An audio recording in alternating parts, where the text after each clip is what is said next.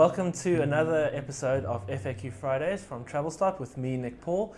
Today we're going to be talking about flying with kids. We're going to look at how ticket prices are worked out, who gets a seat, how many children you can travel with, how kids can travel unaccompanied as in not with an adult, and what the best ways are to fly with children. So looking at the ticket prices, airlines break kids into three groups. Those that are 24 months old and younger, then those which are 2 to 11 years of age, and also 12 and older. Infants usually, which are the youngest group, usually pay 10% of the fare and a small portion of the taxes as well. Children usually pay 75% of the fare and then all of the taxes, and then anything older than a child, so anything 12 years and older, will pay full fare and taxes. So who gets a seat when traveling? Infants don't get a seat when they travel usually. Children, so those are the ones 2 years and older, usually get their own seat when they travel. Though if your infant is a big child and needs its own seat, some kids are just bigger, you can pay the child fare and have your infant sit on a seat. Infants may get a bassinet. That's a small cot that's clipped onto the wall that divides the front of the economy class cabin with the kitchen area. You need to request this as soon as you've ticketed your booking. As soon as the booking has been ticketed, you've been sent the ticket, so you put a request in for this. But the infant must be 6 months and younger and less than 10 kilos.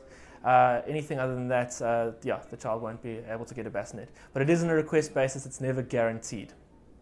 So how many kids can you actually travel with? Infants, you're only allowed one child per adult. But with children, you're allowed up to 8 children per adult. I don't know who would be crazy enough to travel with 8 kids on a flight, but you are allowed to. The next thing I want to look at is basically how do you travel with, or how does a child travel without an adult being present? There are often occasions where an adult is not able to accompany a child on the flight. So basically what constitutes this thing is called an unaccompanied minor. It's basically a child traveling without somebody who is 16 years and older.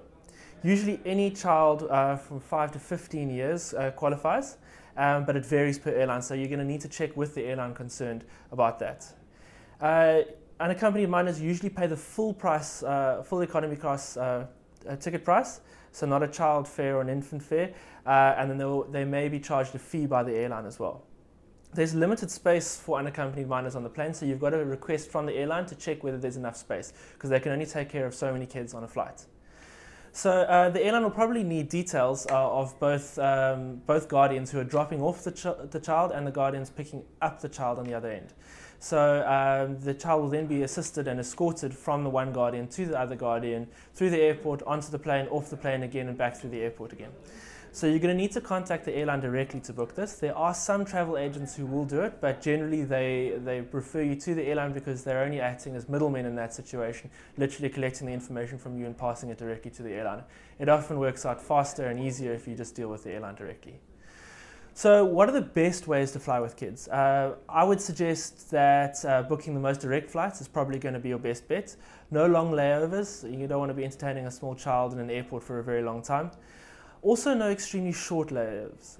Kids really, need to run off to the loo, and if you're running through an airport desperately trying to make a flight, you're going to lose a kid along the way. So I would suggest very much that you actually give yourself enough time, but not too much time in an airport.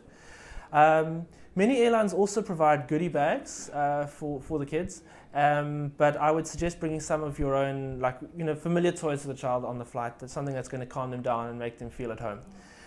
You will have to look after your own kids on the flight, although there is one airline which does provide a nanny service on board, and there's one nanny on board on each flight, and it's Etihad Airways. That member of the cabin crew is able to entertain children from moment to moment. They obviously can't take care of your child for the entire flight, but they will assist you there to give you a bit of shut-eye and a bit of peace and quiet. So if you've got any tips that you've picked up while traveling with children, please share them in comments below. We'd love to hear them. And if you've got any other questions, travel related, also ask those in comments. Please remember to subscribe to our channel if you want to hear more of it. That's it from me for this week.